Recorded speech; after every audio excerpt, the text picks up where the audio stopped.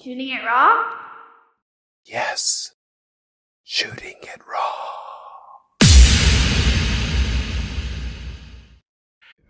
You could be listening to a podcast because you have earphones. So what it is, it's a photo of you sitting with your son.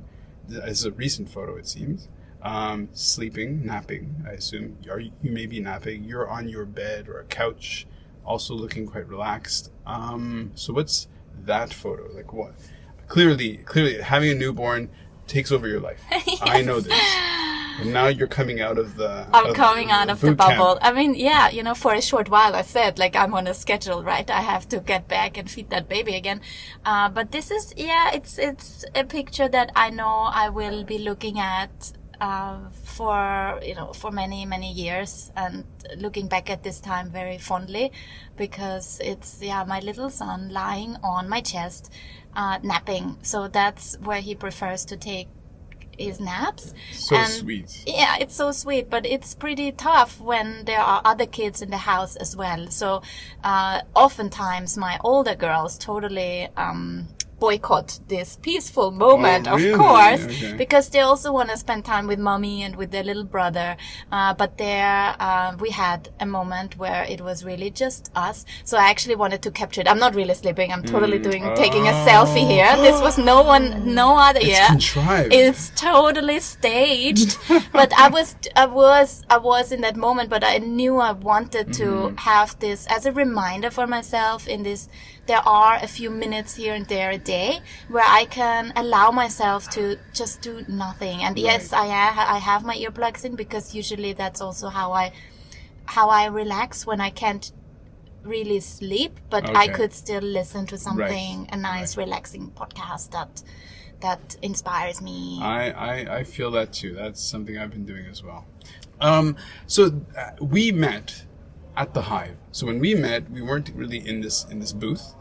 We met at the Hive, and when I first heard about you or met you, people were just like, "Oh yeah, Regina Larko is doing a podcast," and I was like, "Okay." And then I wanted to start finding out some more about it, and then you're the one who kind of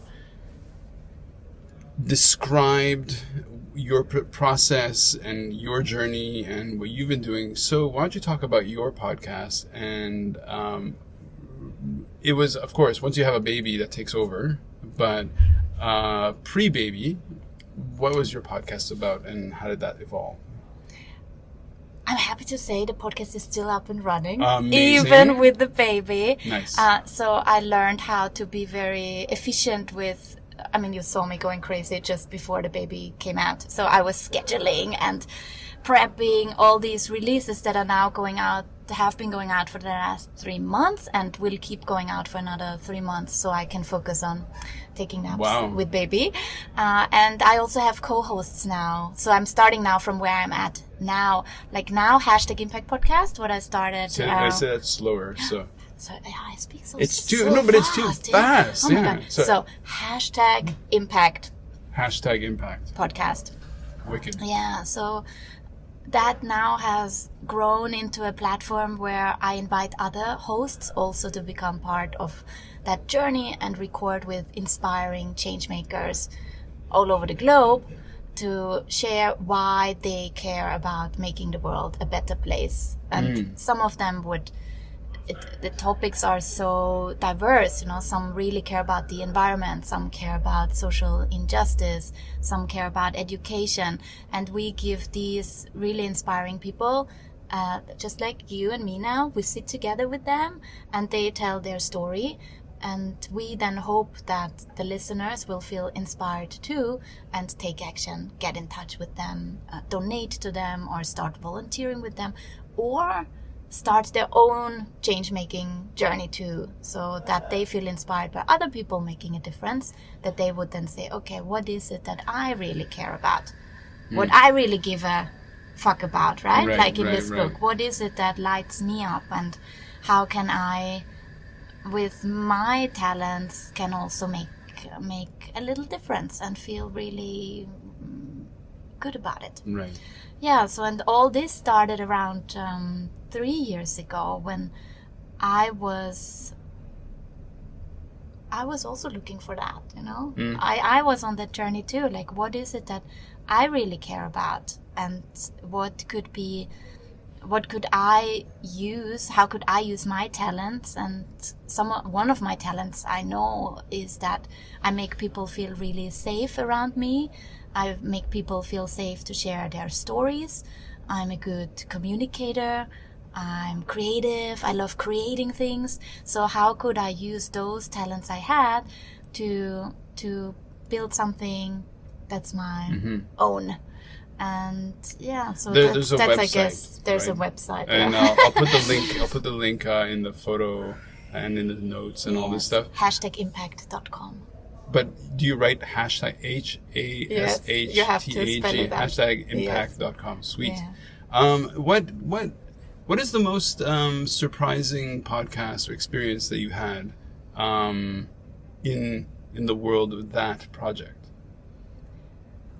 The most surprising one was maybe when I had like one of my first or the first stranger reach out to me, who said, she just sent in her comment on a feedback form that I had asked listeners to fill out. And, you know, in the beginning, who listens to your podcast? Of course, it's your friends and family. They're curious. What is he doing, right? And who are the first people that listen to it? Of course, your Anthony Fauci. Yeah. Yeah.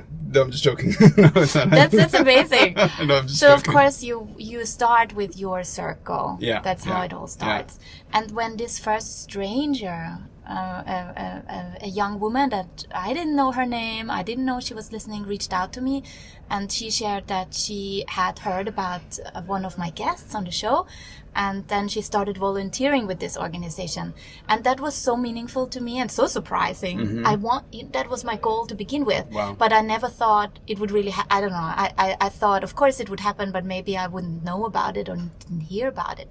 And I'm sure it has happened more often. But then the world comes back and says, hey, I'm here. Yes, she's here. And that was then the most surprising or rewarding podcast to record, because once I found out about her, I got in touch with her, and she was in Hong Kong at that time.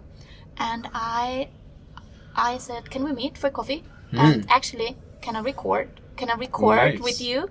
So this is one of the episodes I'm most fond of. Oh, nice. Because it's my first stranger, the first listener that I didn't know of, that I could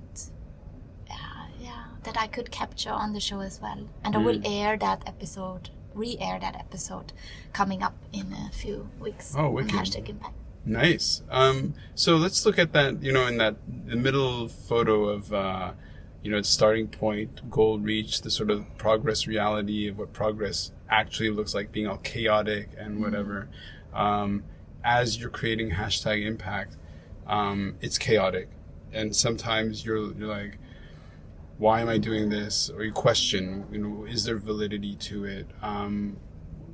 Do you have advice for people who are kind of starting something, who are, because at some points you go 2 steps back and you're just like, why am I doing this? Do you have any advice for people? Yeah, what I keep saying to myself as well, or what I'm learning by reading all these books and exposing myself to the podcast and hearing from other people that are on similar journeys, maybe with other projects, but to know that everyone feels like that. It's really comforting. Like everyone has setbacks, and to really embrace those moments as well that are not great. It doesn't always have to be amazing. It doesn't always have to be fantastic. It's okay to sometimes also feel that, this sucks. I'm disappointed. I would already want to be somewhere else, but I'm just not there yet. And sometimes it's okay to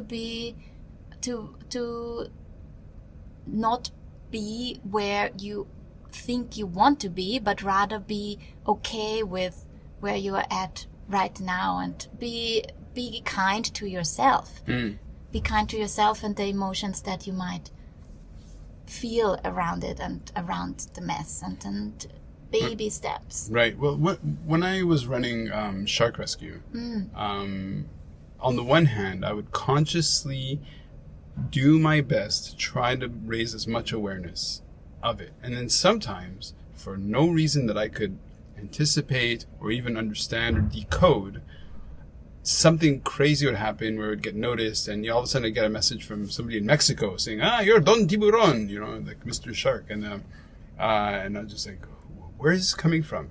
And in a way, it's kind of like what you described with the person who reached out. You didn't anticipate that. And anticipated, it was like, oh, wow. It does certainly uplift you, right? Definitely. So another, maybe I can add on to that as well, like these moments that are so uplifting, I collect them. I have a folder on my desktop where it's called #Impact is making an impact. And whatever project you are working on, I really encourage you to do that too.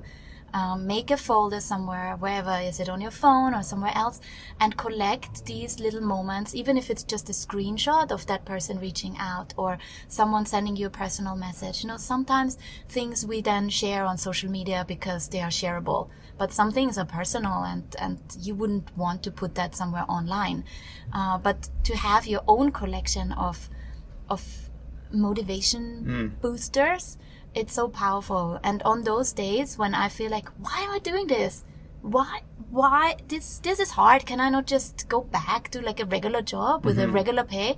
But on those days, I would open that folder and look through it, and I'm like, Well, let me talk about something that feeds that. Okay, so in my day job, in my regular job, I'm a consultant, and I help business people, and my main client, he was a co-founder of DHL, so the big company.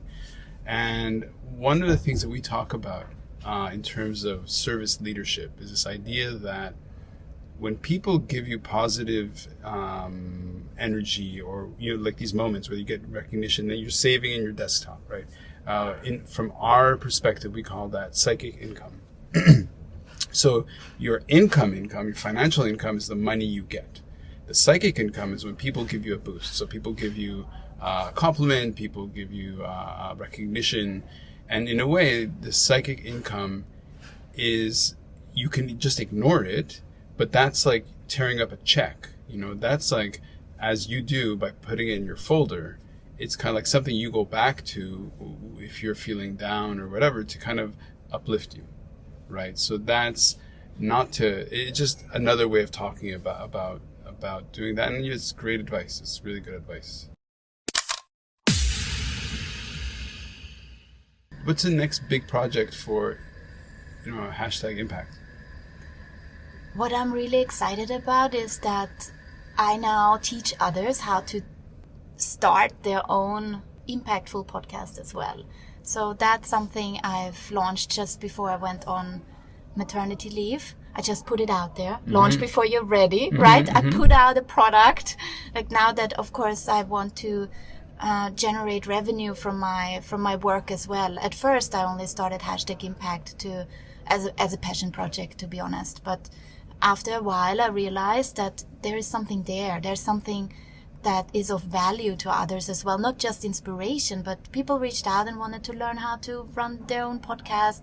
I started consulting, teaching at some schools here, and I thought it would be really great if I could put all this together, all my resources and all my knowledge in an online product that people can access whenever they want, and that I can then have up and running on my website, right? Even when I'm breastfeeding my baby. Right. So now I have mentees run through my program while I'm feeding my baby. But then after I come back from my maternity leave, I then also work with them one-on-one through coaching calls. Okay, so you're doing actually online as well as coaching, training courses on how to run podcasts and other platforms, or just podcasting? It's focused on podcasting right now. It might expand, in the future. I see a lot of potential for taking it other places as well. What I really do with my platform is also to encourage the people that might not have the confidence to start in the first place. So that's what I'm really proud of, that this is not just a course that shows the technical side of things, like this, it includes that, of course, as well. But big part of the course is just the whole, how do you put together a vision for your podcast? so that it will change your life. And that sounds so oh gosh, I'm rolling my eyes just when I hear me say it. It sounds so, what's the word for it? Aspirational, corny? Yeah, okay, fine, a bit corny, right? Like, oh, it will change your life. But if you are setting yourself up the right way, what I'm doing with my mentees, like to really go deep into, why do you want that? What do you want to get out of it? How can you put those goals also down? It will be a messy process, and you take some turns till you actually reach that goal. But if you're really clear from the beginning, then you set yourself up for success. And that excites me when I see people that have started with me and that are not only are they launching quicker, or it's not about being quick or not, that sounds strange, but they're actually doing it. They're going through with it, because a lot of people, they say they're gonna do it, and then 5 years later they have still not done it. But that they keep going, I think that's something as well. Like you might start something, you invest a lot of time, but where it really shows that it will make an impact on your life and on the people that you feature, the community that you serve, is when you're in it for the long run and you're doing this for years. Sure, yeah, definitely persistence is huge, is a major part of it. So one of the things that I noticed when we met was that you were extremely generous. So, we didn't really know each other. We just sort of see each other in this shared workspace, and I'm Mr. Friendly, so I talk to everybody, and I was talking to you, and then I found out about your podcast and hashtag impact. And you were just, I'll give you advice. I'll talk to you about it. And you were extremely positive. And that was part of, I went into the world and I said, maybe I'll do a podcast. And then you were just like, your response was, oh yes. And that helped inspire me to keep actually going. Makes me so happy to hear that. No, of course. It's huge.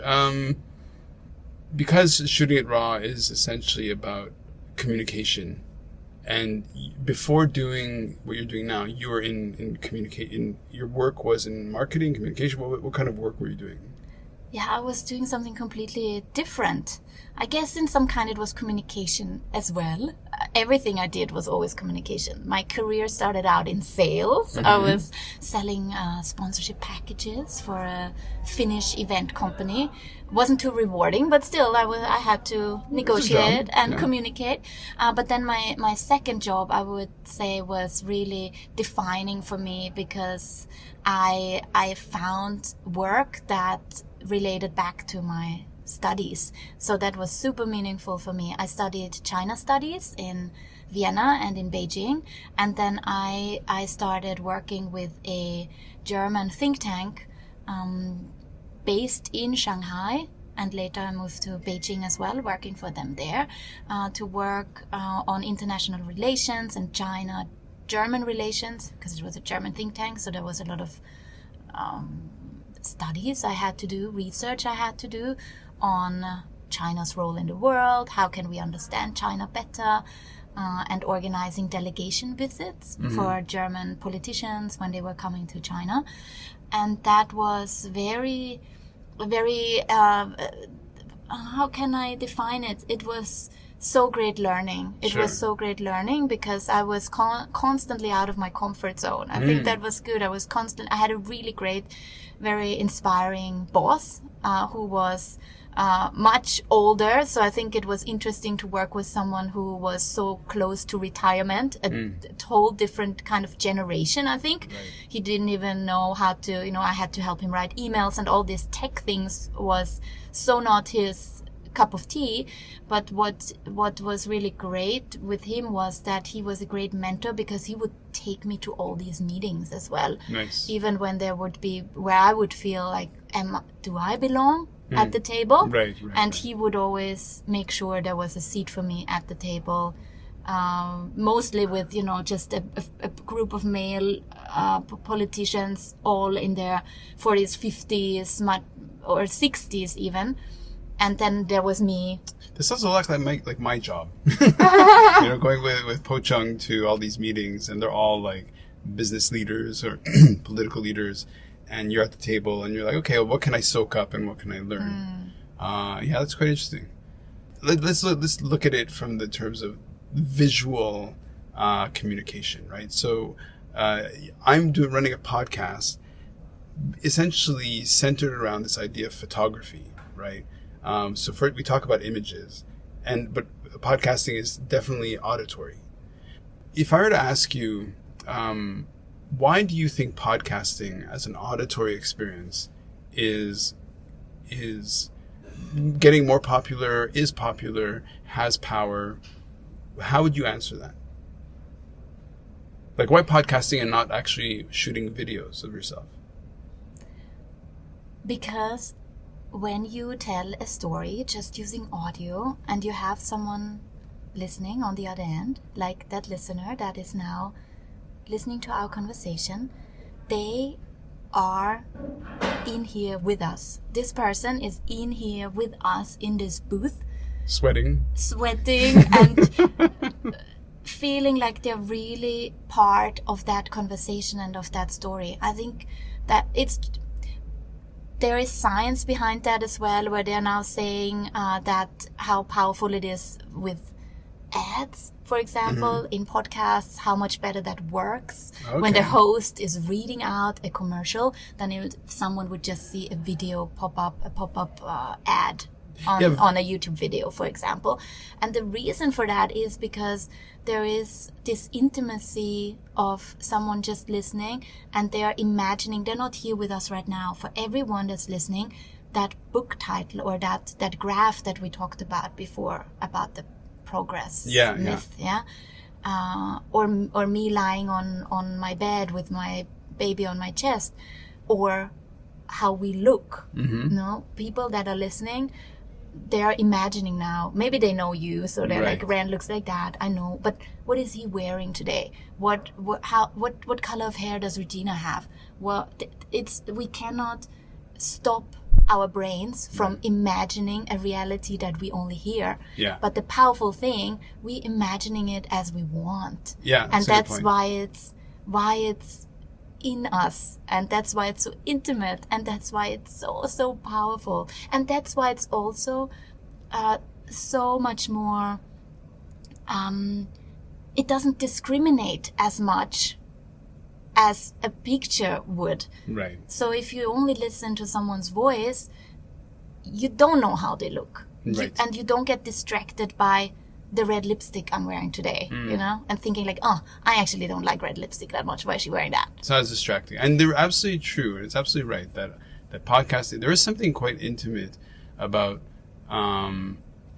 getting just the voice and being sort of taken on a journey, because in a sense, it's your attention follows the pace of the person's speech, and it follows the narrative of what we're kind of unfolding. And in a way, we don't even know where we're going, right? I have no idea where we're going. Where are we going? I have no idea. Well, where we're going next? It's like we're sitting in a bus, like emotion, but it's like we're traveling, it's kind of like, okay, we're commuting to and a in vibe. that sense, it's also more authentic. Depending on how you are editing your podcast, of course. But for my show, for example, in the beginning, I would be really conscious of, there was some weird background sound, or I should edit that out, or I said too many uhs, and maybe would cut that out. But now, over time, I love these moments of imperfection. I think I think that's what people love about my show as well, that it's always a little bit like, what's gonna happen this time around? Because there might a weird loud coffee machine might go off, or a baby starts crying in the background. Had it happen in a new podcast, I launched a new podcast as well that is about podcasting. So where I share my you have to check that out. Okay. Yeah. What's that called? It's called Off the Record. Off the Record. Good title. Off the Record, podcasting with impact, where I share about the early days of #impact and all the things that went wrong. And this is a show, it's not an interview show. I just recorded that in my home office at home. But sure enough, the neighbor started drilling, while I was right into my recording, and I couldn't shoot it again. I was on a schedule. This was also just launched before my baby was born. So I was on a the clock was ticking, and I just left it in there, you know. Oh, really? And now I'm gonna make a lucky draw, or how do you say it? So so here you go. Listeners, if you want to start a podcast, find that episode. I can give it to you, and you can give me the time mark of when the drilling neighbor started drilling, boycotting my recording, and then you can win a free course. Oh, wow. Nice. Yeah. But this happens, but I think sure. it's something that's then surprising the listener as well. And then they're like, what? She didn't cut that out? No, right, she didn't right. re-edit that? And that's just me. I'm like, okay, this just happened. Let's just embrace the chaos. The chaos, right, exactly. Yeah. Chaos. Listen, I really appreciate you coming. I think you have an appointment at some point, right? Is that coming up? Yeah, the appointment is coming up, and it's related to this the little dude. Of The course. little dude wants some more food because he's a bottle rejector. Have you heard of really? that thing? No. Yes. No. I don't know. Some babies don't like bottles, so I can stay away for maybe an hour and a half until he starves. Right, exactly. Okay. Listen, I appreciate you coming here. You're supposed to be one of the first people I was going to podcast with, but then it's not that you had a baby; it's that COVID-19 happened. Yeah, so then I was true. like, oh, okay. Yeah. Thanks so much. Any final thoughts you'd like to give to inspire people in terms of their podcasting journey? For me, it would be just do it. Just start. I think that's the best one. I think that's the so best one. I don't want to put words in your mouth. No. It's the best one. Maybe you told me that one, and I'm plagiarizing it. I think really, if you've been thinking about for a long, long time, and it keeps popping up in your mind. I think with anything, it doesn't necessarily have to be podcasting. If there is something that's in your heart, and you keep going back to that idea, and it keeps coming back to you, then at some point you have to allow yourself to try it and be, going back to that title of that book, to not give a fuck about it maybe not working out the way you envision it, or being afraid of trying in the first place. I think you will really regret that. So I think the best advice you could give anyone. Beautiful. Just don't give a fuck. Just do it. Just do it. Just do it. Yeah. And I'll subscribe. Thank you to the so podcast. much. Thank you. I think keeping this theme of us being on a bus. Let's imagine our stop is coming up. So it's one of the songs I sing almost every day. Oh no. The Wheels on the Bus. Of course, it's a favorite in our house. Of course. Fear Parent. We're not gonna sing that now. No, we're not. You don't want to sing that song with me now? Oh my gosh. Actually, you know what? Perfect way to end it. Yeah. Perfect way. Okay, so a song. The wheels on the bus go round and round, round and round, round and round. Oh wait! I have to find my. Our voices are not. Our voices are not. I'm a bit higher. Let's just leave it at that. Let's go round Let's and round. leave it at that. Okay, thank you so much. Thank you. El Boomy. Yay. Nice.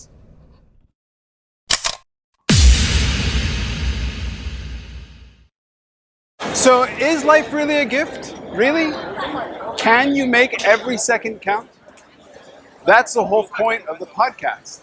So if you like what you've seen and you're inspired, because that really is my mission, then please give it a like, subscribe, and share. Shooting it raw? Yes. Shooting it raw.